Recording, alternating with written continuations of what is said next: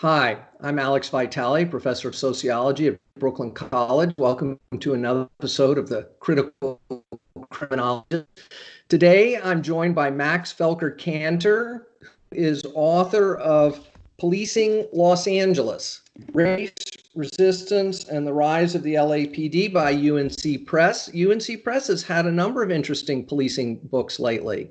Um, Max is assistant professor in the history department at Ball State and also affiliated with the African American Studies program there.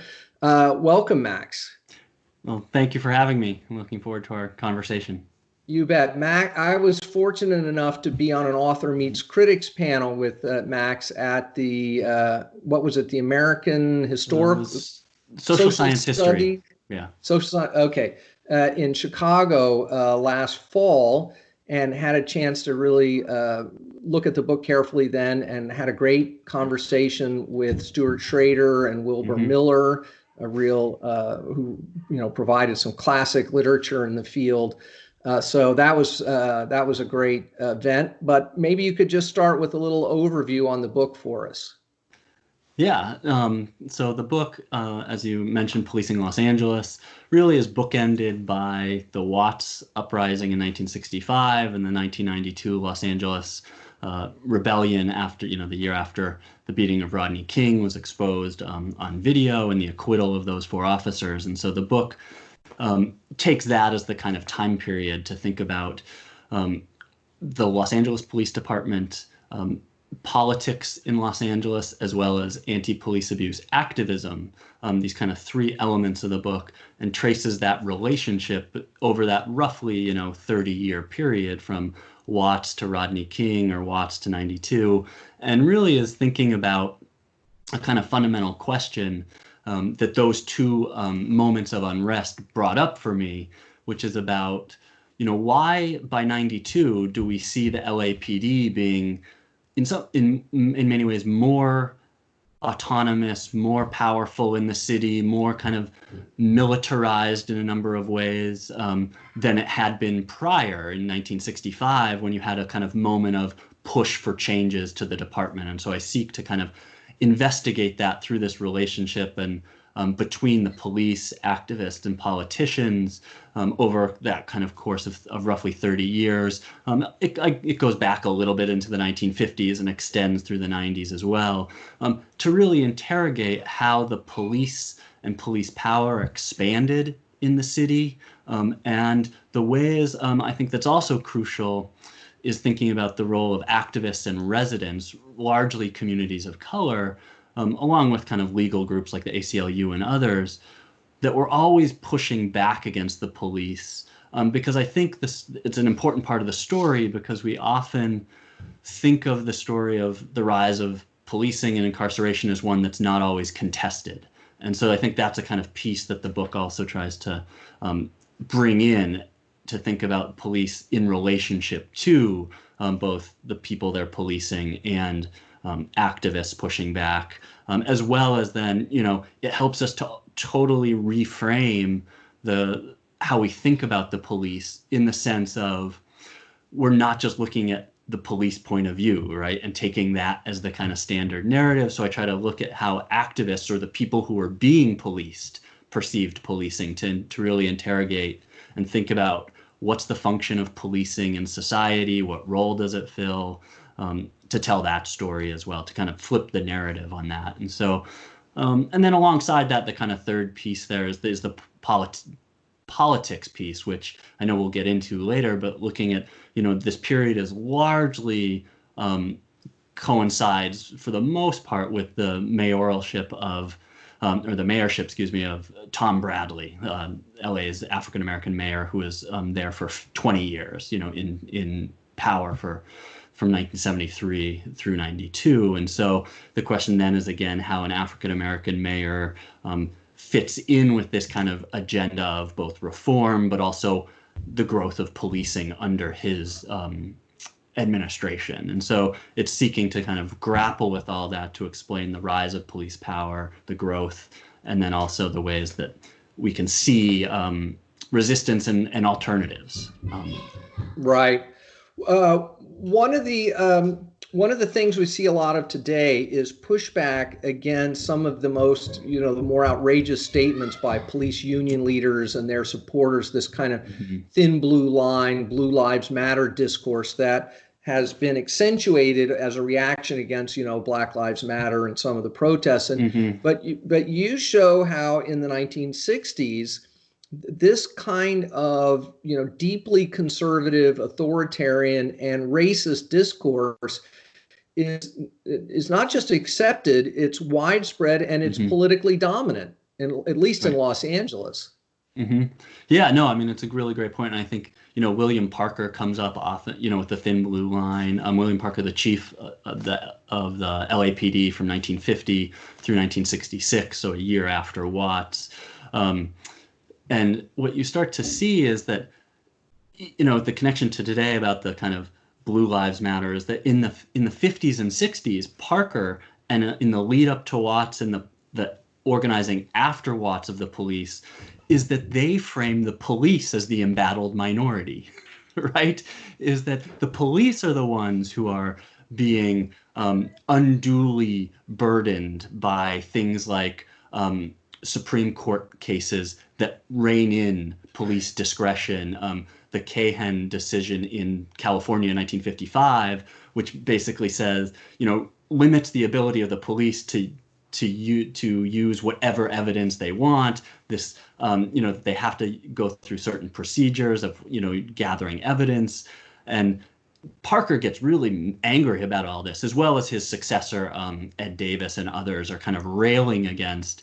We've been reined in by the courts. We have this kind of threat of anti-police abuse, or really anti-police brutality activists, all these civil rights activists who are complaining about the police or undermining our authority, right? And so it's this like fascinating moment, when the police in that era, 50s, 60s, into the 70s, are saying things like, we need more power, we need more authority in the city because we have been kind of, our power's been kind of gutted by these Supreme Court decisions. And you could get into the, Miranda rights and all of those decisions.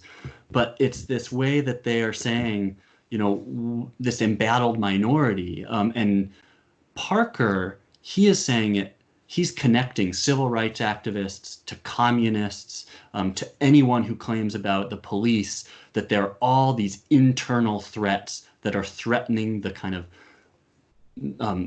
order and welfare of society, and that the police are the last bastion, the thin blue line against those internal threats. If not, the whole society is going to fall apart, is kind of the rhetoric that he's using and talking about. And he uses that thin blue line going back in like to 1952, I believe. He gives a speech in Chicago where he uses it for one of the first times. And so it's this whole kind of framing of the police in a way that makes them necessary. And we could talk about Parker because he's also using the media with Dragnet and others to frame the police in a way so that the broader society, at least white society, sees, oh yes, this is this kind of force that's keeping the forces of evil at bay, right? And that we need them. And so that's one way they grow police power.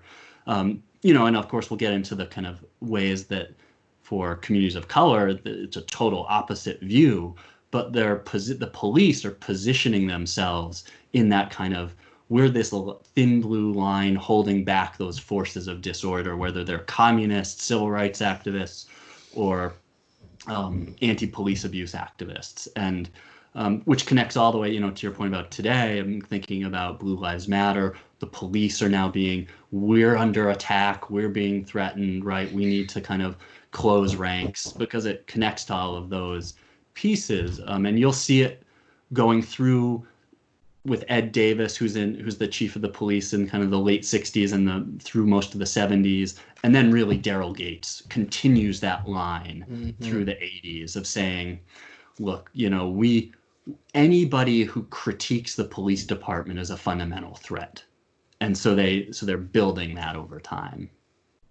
Yeah, you mentioned, Parker's involvement with Hollywood, and of course that he was directly involved in co-producing shows like Dragnet and then Adam 12, which were in many ways, right, attempts to rehabilitate the image of the LAPD in the wake of Watts. And, if you look at those shows closely, what you see is this adherence to a kind of myth of police professionalism, just the facts. And, we're young, well-trained law, so that they weave this liberal myth of neutral professional policing to try to shake off this racist patina. Right. And that's the whole thing about like Parker, he's praised by a number of people as like bringing this kind of getting rid of the goon squad, getting rid of corruption in the 50s, professionalizing, raising standards, getting pay raises for officers, right? There were just these kind of upstanding, law enforcement officers. And so it's the way that professionalism or reform, and this is where we can think about the line of long-term ideas about reforms to the police today, is that in the past, those, quote, reforms of professionalism or whatever that come with it actually end up allowing the police to engage in all sorts of practices, that become abusive when it becomes about policing communities of color and others in particular. And that's because, the police become the force that is defining disorder. And so if they're defining particular groups as disorderly, they're able to kind of continue to police those groups in a discriminatory, if not kind of racist manner. And so its reform actually can lead to expansions of police power, right? And we see that with Parker and professionalism. Yeah. When you just scratch that liberal patina, right, for Parker, underneath it is this rabid anti-communism, deep ideological conservatism, and this kind of worldview that if we let the blacks and Latinos have their way, we'll have complete breakdown of society. Right, because they're also connecting communism and crime to civil rights, to activists and organizers, right, who are coming out of Watts.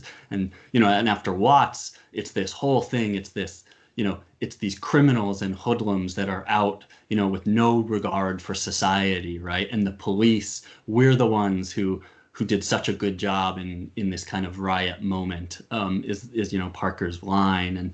And he comes under fire from that, from Bradley and others. But it's like underneath this kind of professionalism is, well, they're connecting all these dots to kind of blur the lines. And so they use the fear of crime and connect it to civil rights and to that organizing to say, look, the riots, and it's not about civil rights. Look, it's about crime and disorder, right? And so and then that's of course happening at a national scale, right, in the mid 60s with urban uprisings and the Johnson's War on Crime. So it's all within that big context, but they're feeding that narrative, right? So.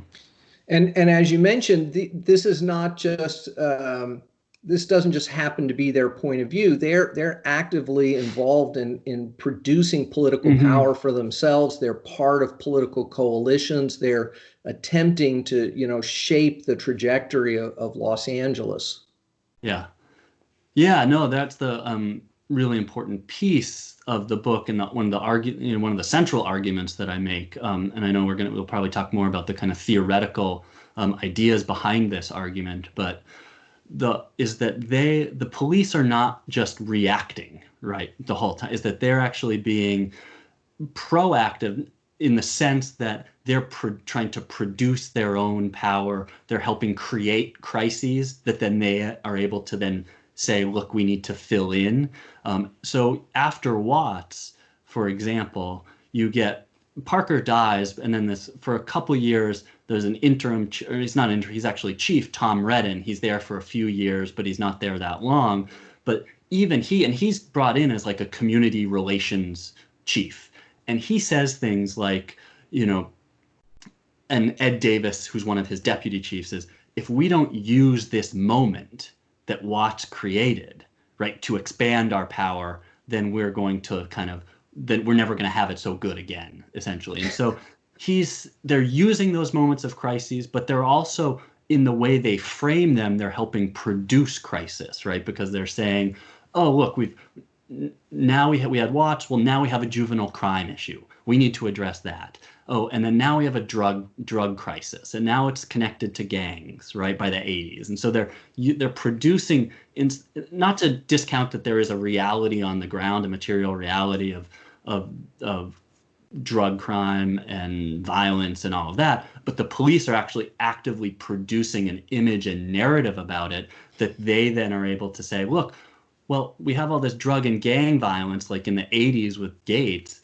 We need now more officers, more ability to do drug raids, to arrest people en masse, to break down doors, right? So they're actively producing their power and authority in the city, right? And they're, and some of it's coming out of the politics, as you mentioned, right? And we'll get to Bradley, I know, but some of it's like you have these kind of city councilors that are in their, especially in the San Fernando Valley at the time and elsewhere, where they're sort of saying those residents are buying that police line, so that those city council members are able to kind of increase the budgets in the city in a kind of way, because when Bradley tries to take out certain things from the police department budgets, the city councilors then put it back in, right? And so the police are able to then politically also have this power. I mean, the most notorious kind of example might be with Sam Yorty, who was the mayor through most of the 60s. In 1969, Bradley runs against him the first time, and Yorty comes out of the San Fernando Valley, right? That's his power. That's part of his power base. Yes, power base. Yes, political power base, because he actually has police officers, a whole coalition of police officers who come in as like police officers for Sam Yorty, and they release these kind of statements about how we're in support of him. And Yorty, in some of these campaigns, also releases these campaign ads with Tom Bradley saying, will your city be safe with this man, right? And they release them into these kind of white areas of the San Fernando Valley. And so the police are kind of able to be part of those political campaigns as well, where they're positioning themselves as, as a powerful entity, right? Even within kind of, in trying to sway elections, but then also to say like, look, we're just as powerful as the politicians in a lot of ways. So, well, and that was something that is especially true in Los Angeles, right, where as part of the reform movement, they managed to create a huge amount of political independence for themselves, right, so that they reduce their accountability to elected leadership, so they can go around saying whatever they want to say without much concern of the consequences. Yeah, and that's like, I mean, that goes back, prior to the time period of my book, but I have a little in there, is that through the 20s and really in the 30s, there's a whole series of these like charter reforms in the city, which are about professionalization. It's about getting politicians, because of corruption in politics and policing, it's like, let's get that out of policing. Let's have police be professionals and independent, right, agencies. They get civil service protection, which is really important, because the chief of police gets civil service protection, so they can't essentially be fired, right? And so they're able. So part of it is built into the city structure, in which the city charter. In the city charter, it also gives the chief of police, ultimate disciplinary power over officers. So they're able to then build on that kind of foundation of political power that's structurally in the city, that's different than other places, right? That then they're able to kind of continue to use that, even when there are, quote, reforms, right, that come later, procedural reforms, right, of, the Board of Police Commissioners says we're going to change the use of force guidelines. You need to change the escalation of force and when you can use it, right? And that happens in the 70s a lot with this series of shootings and killings of African Americans and others. Is they're like, okay, we'll change those use of force guidelines, but it does nothing to actually change who has the power of discipline and accountability and the internal affairs, because there's no repercussions if the internal affairs department essentially can put down a ruling that the chief can overturn. Right. And of course, this independence was part of why it was so difficult to get rid of Gates after Rodney King. Right. Is that Gates after Rodney King is he kind of responds initially of like, I'm not going anywhere, right? Like there's no, because there was really never any just cause for the Board of Police Commissioners to remove him. The Board of Police Commissioners were appointed by the mayor. So under Bradley, the Board of Police Commissioners does get more liberal, gets more kind of takes on a greater oversight role. Because during Parker's era in the 50s and 60s, the Board of Police Commissioners was often seen as kind of a rubber stamp on the police department. Under Bradley, the commissioners do try to institute more reform, more oversight, but they fundamentally can't actually remove the chief just for, the Rodney King incident, because in part, the chief of police wrote their own year-end reports, right? So they're essentially self-assessing themselves. And saying, look at all the great things we've done. Those are aberrations. Those instances of brutality, that's an aberration that we'll deal with. And then, and so it makes it really hard to remove Gates. And so one of the fundamental changes after Rodney King is this passage of Charter Amendment F in 1992, which changed the city charter that essentially said now police chiefs can only be in power for 2 5-year terms, and they have to be reappointed after the first 5-year term. And so that was one change that came later. But yeah, fundamentally, that professionalism allowed people like Gates to be in there from 1978 through 92, right, for almost 15 years. So. Amazing. One of the things that I just loved right out of the beginning of the book was the way you talk about Bradley in relationship to policing and the larger political economic environment. And this was, I think, something that a lot of police scholarship does not pay sufficient attention to, right? That if we understand policing as one tool that city government has to address things, and that the decision to use them is a political decision among a range of possible options. And then we begin to think about, well, why are they doing this? What are the political conditions that lead to, using police to manage homelessness, using police to manage COVID-19 like we're doing right now?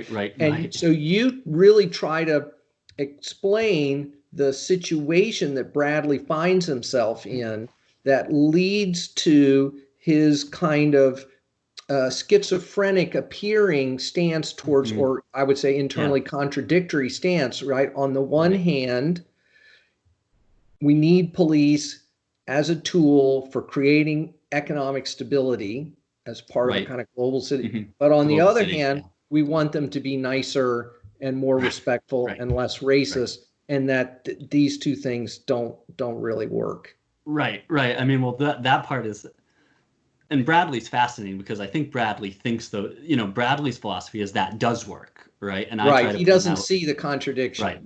And I think one of the arguments I make in the book is that fundamentally doesn't work, right? But Bradley's fascinating. I mean, and the thing that I always try to foreground to be really key that we have to remember is that he was a police officer. Is that he had been a police officer in the 50s. He enters politics in 1961 as a city councilor. And he's actually, as a city council career goes on, he's seen as like one of the voices that's really critical of the police department, especially after Watts. And he gets in these battles with Parker right after Watts, where Parker's kind of calling him out. And he's like, well, and he, at that moment, he's really taking a stand. And so he has this kind of long antagonistic relationship with the department. I mean, but at the same time, he was a police officer. So there's that background. And he then runs, as I said before, he runs for mayor in 1969, but he loses. And part of that is Sam Yorty's just total race baiting, law and order code word language around race, right? Saying like, will your city be safe with a black mayor and all of this. And, even having, there are stories of having African Americans drive cars through white neighborhoods with like Black Panther bumper stickers on them and stuff to kind of gin up fear. Again, and so Bradley loses in We're coming 69. for your women. Right. Those long tropes and stereotypes that Yorty plays on. And a lot of the things that Yorty did in that moment, in 69 in that election, was in part raising its fears of crime, its fears of lawlessness. It's like, what's going to happen if you have a black mayor? All those criminals, the coded languages, those, black criminals from South Central and elsewhere are going to come, right, and bring crime and disruption to these kind of suburban neighborhoods. And so Bradley, one of the things that, at least the argument I make, and there's other people have written a lot on Bradley's coalition building and all this kind of his political coalitions, but one of the things that I think we missed is, and the argument that I make is that coming out of 69 and into 73, he's basically like, look, I'm not going to be the soft on crime candidate. And so he proposes this whole campaign where he said, or his campaign, part of it is, we can have a safe city on the one hand and fair policing. So I'm going to strengthen policing, deal with juvenile crime, put in new kind of crime detection in schools, because there was a youth crime crisis in the early 70s. That starts to go. So he's like, I'm going to be tough on crime, but we can have a fair police department. So as long as we're fair procedurally, right, as long as we have procedures that are fair, we can also have strong policing. Because if procedures are fair, the theory was, right, that Bradley was buying into, the police will treat people fairly, right? But what it kind of, and so all of his efforts, especially in the 1970s and into the 80s we can get into, is partially it's shaped because he runs for governor twice in the 80s. So it's a different politics that he's kind of trying to appeal to. But he's trying in the 70s and elsewhere, he's trying to say, he wants to change the relationship between the city government and the police to provide more oversight to ensure procedural fairness. At the same time, they said, if we do so, that will change the relationship between the police and communities. And that just fundamentally breaks down because it misses the ways that actually procedural fairness and reforms actually release the police to actually engage in all sorts of new practices. And one of the prime examples I use is around kids and teenagers, around the ways that the kind of saying like, well, we'll have procedural fairness and saying, and just putting in policies that say treat people fairly, increase the number of Black and Latino officers, increase the number of women who are officers and others. There's some affirmative action things that are going on. Let's treat people fairly, but then it actually expands policing. Well, police then start getting into schools and engaging in new sorts of policing around youth and youth crime and community relations, right? And what the argument I make is that actually releases the police department into all these new areas to enforce order as they see fit, right? Because they're still defining that order. So Bradley's procedural reforms of fairness do actually nothing to address the fundamental question, which is the power that the police have, right, to make the decisions of who's disorderly, what sort of order and what sort of city are we going to create. And as I talk about, and the substantive impacts, like what impact does this really have? Because Bradley really, it's not just that the police grab this new territory, right? Bradley says, we need you to go out there and restore order. Because we're trying to remake Los Angeles as this global city, and we want the image of the city to be one of, compliant workers and experts and high tech and finance, and gang wars get in the way of that. Yes. And also, Bradley is like a lot of African American elected officials in this time. There's, I think, this view that, well, these out of control Black kids are dragging down the race. They're undermining all these positive things we're achieving. and we need to neutralize them so that we can lift up all the good people in the Black community. And as a result, these young Black kids, they bear the brunt of this, what I would call a kind of liberal criminalization. Right.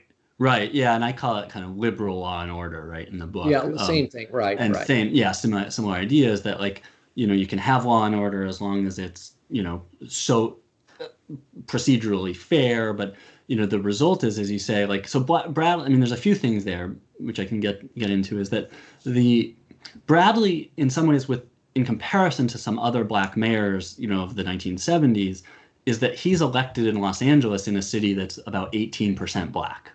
So that politics is a little different, where he's trying to cobble together these kind of liberal, white, affluent west side, on the west side of Los Angeles, who are kind of who he's trying to keep in his coalition, this kind of liberal whites, at the same time that has the Black community, as well as the Mexican American community and the Japanese community, Japanese American community, and others. He cobbles together this coalition. So he's trying to fit all this into that coalition to appear strong on crime, in particular, both for Black communities, but also for the white West Siders who want to, support that.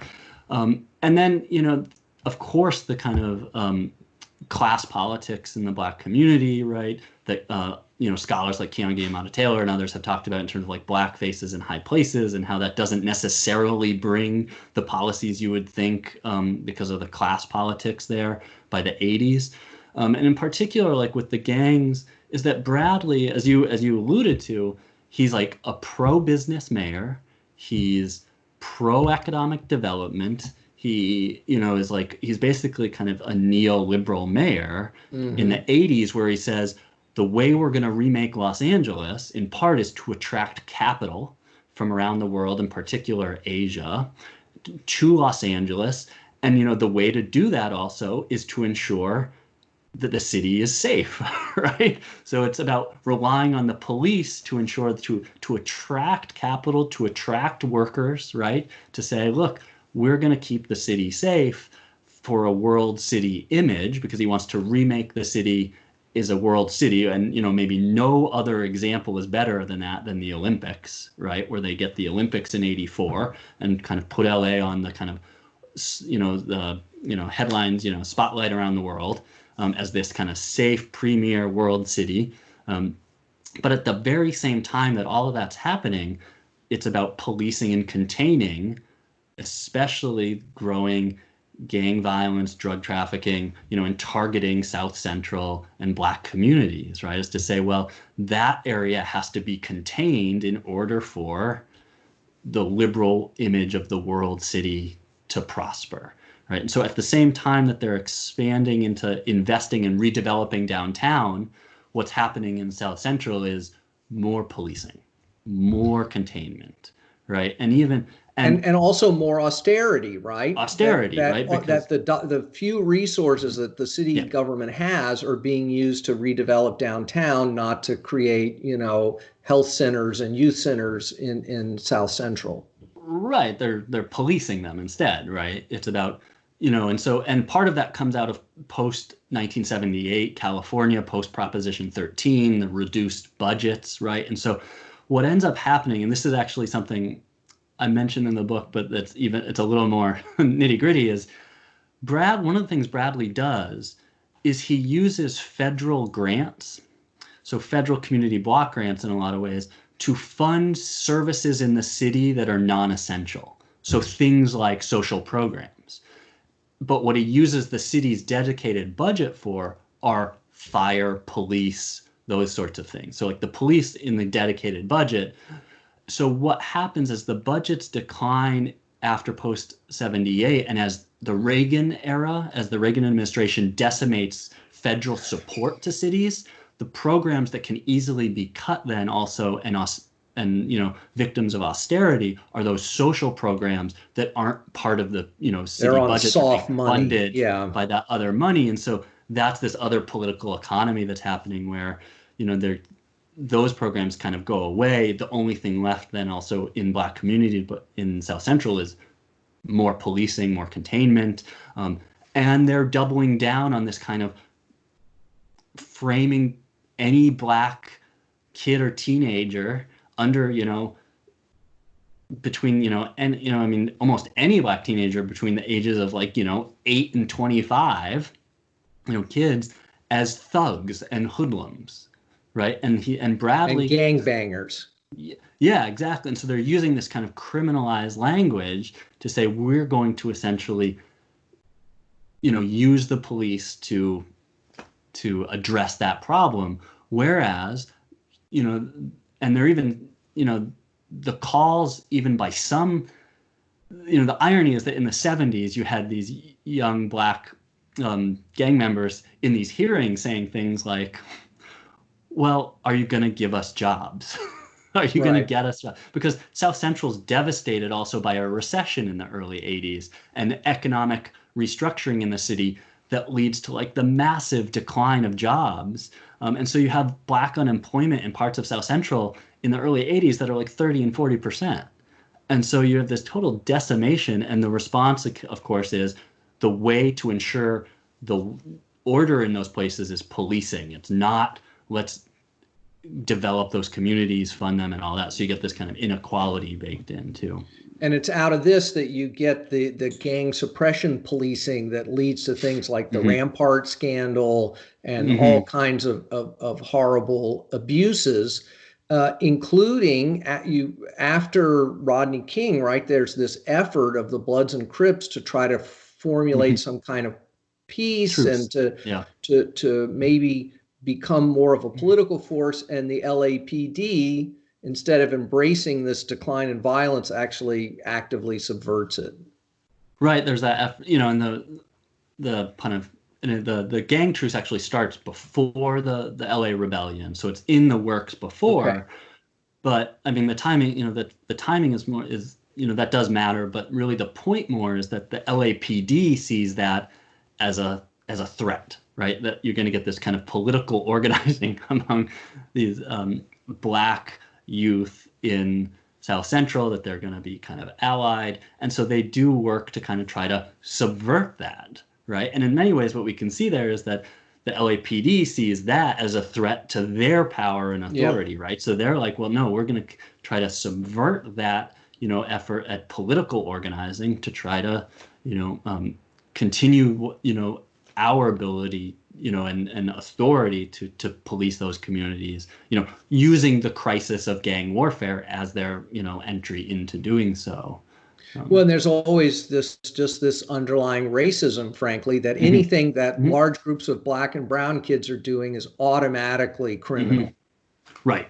And there's throughout the, that goes back to Parker too, right? In the early 60s, there's a series of what I call anti-police riots, in which in Memorial Day in 1962, there's black kids and others out in Griffith Park who, it leads, and the police respond in kind of this overt way. They get kind of this uprising against them. And then, 2 or 3 young black kids are arrested. They're charged with an anti-lynching law, right?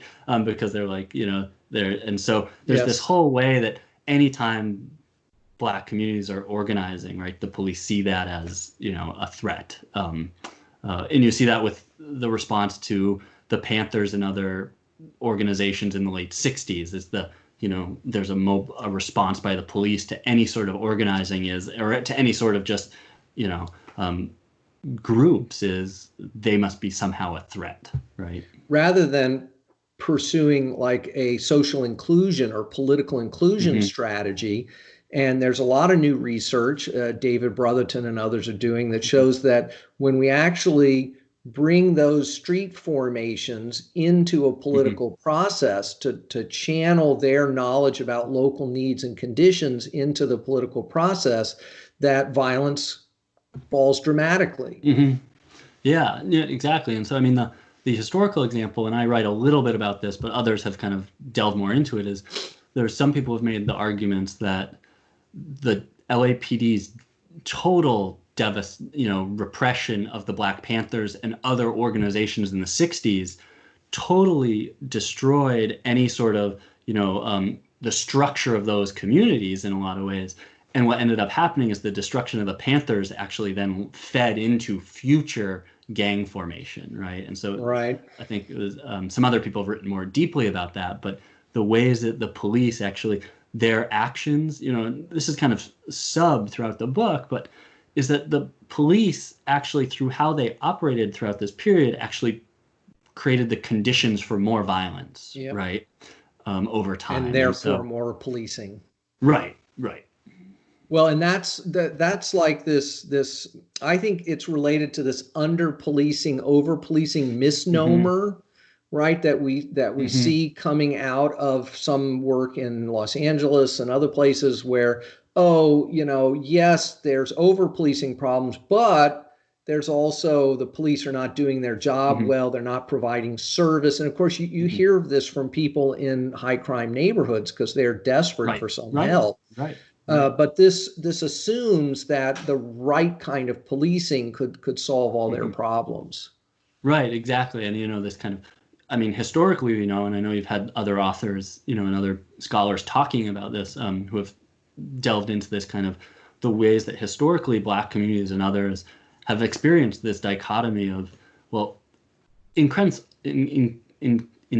over policing, right? Repression, brutality, all of that. But at the same time, an under protection, that police don't actually do what they're supposed to be doing in those neighborhoods. And you see that in Los Angeles as well. And you get by the 80s, you have Black communities saying, we need more police because we want to be protected, right, from growing violence. But what this kind of divide, at least, when we get to the present, starts to assume, as you said, is that there's some middle ground, right, where the police will act in kind of a perfect manner, right, as long as we can contain them from not being repressive and make sure they do their job well. But what it tends to assume, right, is that the police are not interested in reinforcing and creating and fabricating their own sense of what the world should look like, right, in terms of the social order of the city. And the argument I make is that at the heart of that is that the police are interested in a particular racial order as well, right? And so part of policing and creating a particular order is about also maintaining this kind of racially unequal hierarchy in cities.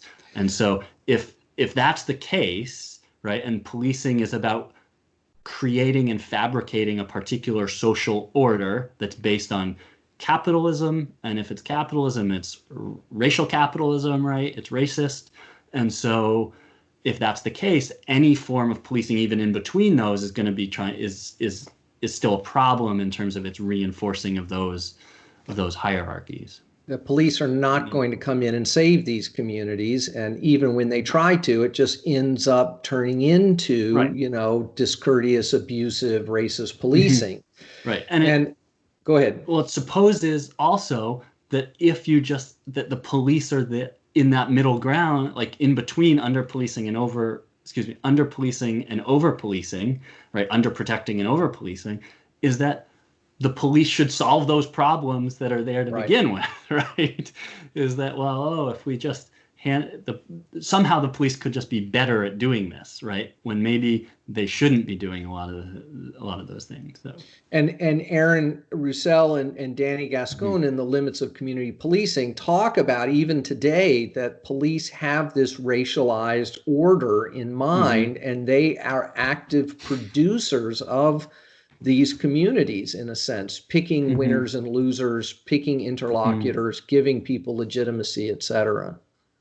Yeah, exactly. And I see that, historically that's one of the central arguments I'm making, in the theoretical kind of backing of the book around the police are about creating that, right? And they have a sense of, and that even to today, right, we think about, the police, we live in this world where it's going to be, again, that's procedural reform, treat everyone fairly. Yeah. But I think what we see, at least historically, and even through, I don't think anyone needs to really be reminded of even the present, right? In the past decade, and that policing continues to be one that is racist, racially discriminatory, that reproduces particular racial inequalities and racial orders, right? I know there's been some recent books that have just come out about St. Louis, right, in the wake of Ferguson, and so it's like, and how policing even in that case is about reproducing and extracting wealth and all this sort of stuff, but that it continues this, and it's structural is really what I get at in the book, is that it's the structures that policing is, that if you don't address that, it's going to continue to reproduce these kind of fundamental social and racial orders. And that's why procedural reform doesn't work, right? Is that I just spoke with Jennifer Kobina about her book, Hands Up, Don't Shoot, about, Ferguson and Baltimore and the hollowness of some of these reforms. So you also talk a lot about community resistance to this law and order liberalism. And that it takes a number of forms, some that are more reformist and some that have a more radical analysis. Yeah, I mean, that's kind of the central piece that I have in the book is that in many ways Bradley promotes reforms, right? Sort of procedural, all that. But the real groups that are proposing alternatives to the police are communities and activists and residents who are saying, and so the central one that I look at is the Coalition Against Police Abuse, or CAPA, through the beginning in the mid 70s through the rest of the book through the 90s. And so these groups are constantly pushing back and proposing. Some of them, yes, it's about let's just make sure that a police officer is held accountable if if they've been involved in a shooting or killed someone. But Kappa and others also push forward a broader vision to say, we want community control of the police. We want to change who gets to make decisions around policing, right? I mean, the big thing that Kappa and others push forward that never gets passed, right, in LA is a civilian review board. And they have a series of efforts to say, we want a civilian review board that has power to discipline officers, right, that can actually have some oversight. And that gets continually resisted by the police and by politicians, including Bradley.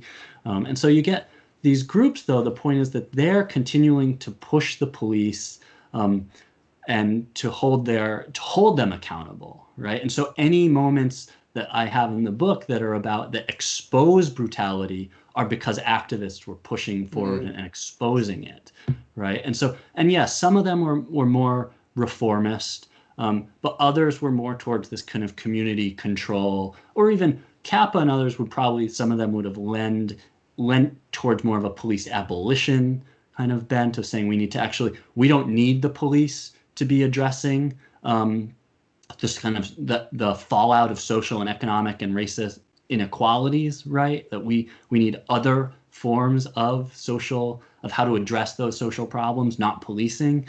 But they're putting forward a much different vision, and Kappa continually does so, and they're pushing forward small things even, that we might think of it, but building blocks, things like officers have to hold business cards and give them out when they've, made an arrest, or, that they have to be transparent in that way, or changes to shooting policies, or the big thing that Kappa's involved with is they get the LAPD's intelligence division dismantled, the public disorder intelligence division. So they actually go through a whole lawsuit where they expose how the police had been infiltrating all these groups, illegally, using these kind of broad standards of what is disorderly to spy on all these groups. And so Kappa is successful in getting that through this lawsuit dismantled. That's a non-reformist reform. That's an abolitionist reform. I think police giving out business cards less so. Right, exactly. And in Clarence Taylor's Fight the Power, we see this dynamic where radical groups are calling for, civilian oversight, which is not really a radical transformation, and certainly doesn't go anywhere near any real idea about community control of police. And so I'm curious, actually, kind of what your thoughts are about what community control of the police would even mean. Right. I think, at least from Kappa's perspective, like community control of the police comes down to having decision making over what policing looks like in their communities, right?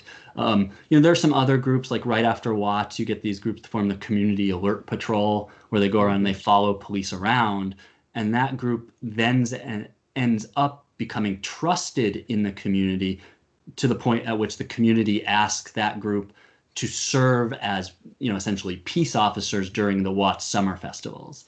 So that would be one other kind of example of saying, well, that's community policing, because you get people drawn from the community to provide oversight and making decisions, not the police of the kind of institute of the state, right? And so Kappa and others are calling for, their big one is civilian review, but their tagline is community control of the police.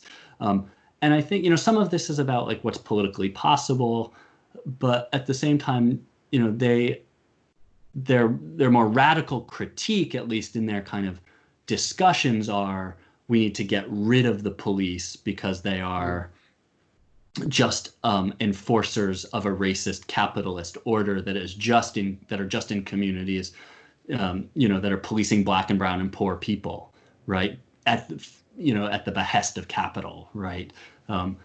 But their actual on the ground reforms that they're able to achieve are much less radical, right? In terms of that. And so in terms of like what community control of the police would look like, right? I think at its most radical would have to be something less about, oh, we're going to have police officers in the community, but the community just gets to tell them what to do, right? Is that it would actually have to be like, what is actually and if we policing or safety look like in alternative means, right? How do you redress harms in other ways through community measures, right?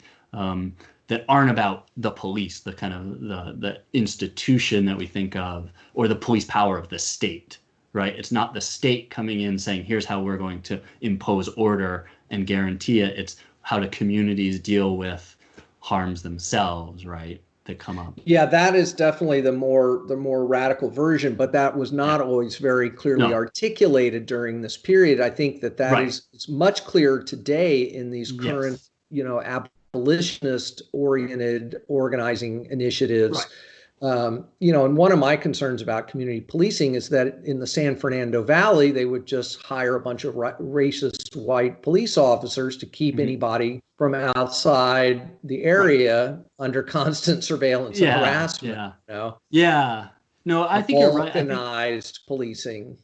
I mean, I think the point about in the 70s and 80s, not that there was an abolitionist sort of politics in the making, but the kind of thinking about what does community safety look like, is not as was not as articulated at the time as we think about it today, and thinking about how do you and I'm drawing on, a lot of the kind of activists and scholars, over the past couple of decades that have thought about how do you kind of address harms in communities in ways that aren't about policing, right?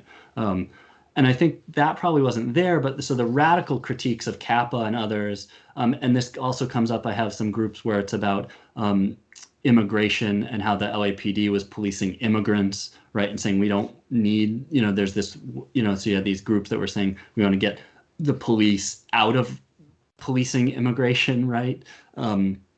Is that they're, the first things they were stepping to were kind of like, let's just try to get a little bit more accountability to the police because there's none. And then at the leading edge, Kappa and others saying, well, let's get some sort of community control where we get decision making. And then the next, they, at least, in some of their articulations did not get to like, well, here's what it would look like alternatively, right? And so at least, at least in the records that I have, they were likely having those discussions that didn't necessarily leave a record. But I think that's, the community, as you mentioned, the community policing. So community control of the police is not community policing, right? Community policing is this police initiated, right? As you mentioned, hire police to go in and interact with communities and put on a good face and all that. But, as I argue, community policing just provided another way for the police to expand authority. And also that oftentimes community policing has nothing to do with listening to communities, right? It's about police coming in, and you get people in LA in the 60s and 70s saying this. All the police did when they had said community policing was they came in and told us what to do, right? In these meetings. They didn't actually, and so. Well, that's what all the research on community policing shows. Yeah, it's a one-way affair designed to advance police priorities. Yeah. So tell us a little bit about what you're working on now. Yeah. So the new project that I'm in kind of the middle of is a history of the DARE program, Drug Abuse Resistance Education. And so that it brings together kind of the war on drugs, education, but also policing, in the sense of the DARE program was taught by police officers in schools. And it started in LA, but then became, this national program that was in 75% of school districts, by the mid 90s, and about how the police, in one way to this conversation, it's the police were able to capture this whole other area of authority, but also resources, PR, all this other kind of pieces to it through the DARE program, and it expanded to all these these places. So that's the big project, is this history of DARE, the war on drugs, and thinking about the intersections between these kind of what I'm kind of calling these kind of soft sides of the carceral state, or soft sides of policing, and how they interact with and legitimize and work to legitimize, we're going to grow punishment and incarceration and policing as well, right? Is that you get them working hand in hand, right? The DARE comes right at the same time that the LAPD is ramping up its gang war and drug war, and how DARE then allows you to promote. One of DARE's, the big things that they promote is it's about personal responsibility, it's about choices, it's about self-esteem, but it's all framed within a framework which puts all the onus on the individual or the family. And so what ends up happening is that automatically feeds into, if you step out of line, right, there are certain consequences. And for Black communities and communities of color, on the other end of that is always the hard end of policing, right? And so DARE fits in, I'm still working through how it all fits in with all these other areas, but that's kind of what the big project is right now. Well, it functions like a lot of school policing, which was created not really to make schools safer, but to teach kids respect for authority. Right. Yes. Yeah. And so one of DARE's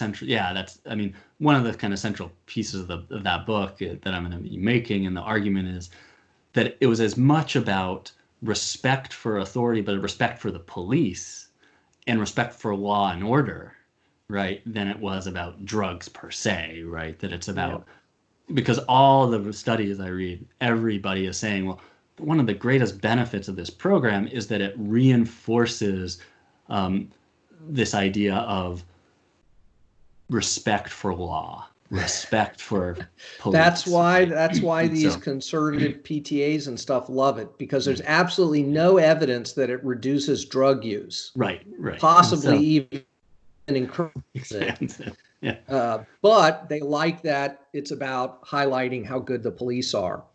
Right. And you get the thing that's fascinating, and so aside, I'll let you, I know you're going to finish up, is that you get teachers and school administrators also saying, all our students now, they after DARE, they're acting so much better in terms of respect for authorities within the schools too, right? And so it's about that. It's about the other piece of it, is it's about making good citizens and good workers, because there's all this, good citizens, no respect for the law. There's we also, we need a pliable, good workforce for the future that's not on drugs, right? So. Well, I see this sometimes in students who've come through the public school system, where the main thing they've learned is how to sit still in their desk and be quiet. You know, that all kind of intellectual curiosity has been, you know, beaten out of them essentially, Right. because So yeah, that's disruptive. And yeah. exactly. Yeah. So, do you have some recent readings you want to recommend to folks? Yeah. So what have I been? I mean, the most recent one that I just got was Paul Renfro's Stranger Danger, which is on Mm. about the 1980s and the carceral state and the family and all of that. And so I've been really looking forward to reading that. I haven't actually read it yet, but that's what it's kind of up on what I'm looking forward to. You know, Garrett Felber's recent book on prison organizing and Black Muslims, the Nation of Islam, was, you know, a recent book that I really enjoyed. In terms of on the immigration and deportation, is that Adam Goodman just put out The Deportation Machine, which I'm really kind of interested in. But other than that, I've been revisiting old scholarship currently for some other projects, some old policing scholarship and its connections to some of this recent stuff. So Yeah, we were name dropping Lane and Monkinen yes, and yeah, some classics. Fogelson, all those, yeah. Yes. Yeah, yeah, I love that stuff.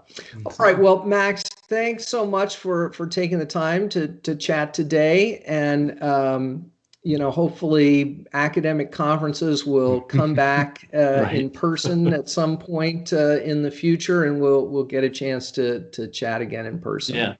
Well, thank you for having me. You bet. Be Yep. well. You too.